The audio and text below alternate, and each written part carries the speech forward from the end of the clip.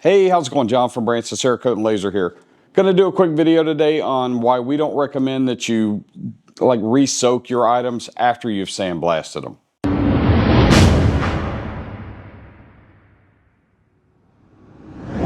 So one of the degreasing slash sandblasting tips that we give people, when they call or they come to our training is that, once you've degreased your stuff, whether you soak in simple green, brake cleaner, acetone, whatever, you take it out. The way we do is a little bit different than Cerakote, but we gas it out in the oven to make sure nothing's going to come out, and then we sandblast. So depending on the item, if you've got two items that are connected, like a barrel to action or something like that, you're going to want to heat that back up again to make sure you have nothing come out, because normally when you join two items that you can't take apart, that's where you're going to have weeping and things like that.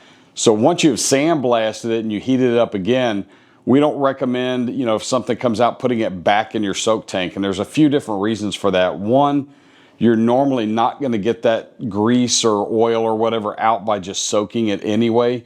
Get it hot, hit it with a fresh bottle of acetone in that area. We call it just spot degreasing, and let that heat and the acetone just kind of flash that out of there.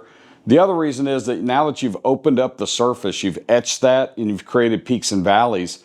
If you put it back in your soak tank that has all of that goo and oil and carbon and everything that you've dissolved in there, you take the chance. It's a chance. It's not like a 50-50 or better, but you do take a chance of that stuff that has dissolved in your tank settling into your etch pattern, and you could actually have adhesion issues down the road. So it's actually the opposite effect of if the opposite outcome anyway of if you had just not done that second soak. So you don't want to reintroduce a contaminant to your surface like that. If you're worried about it, hang it up in the oven, get it warm, hit it with a bathe it in some acetone out of a squeeze bottle, let it evaporate off, and go about what you're doing.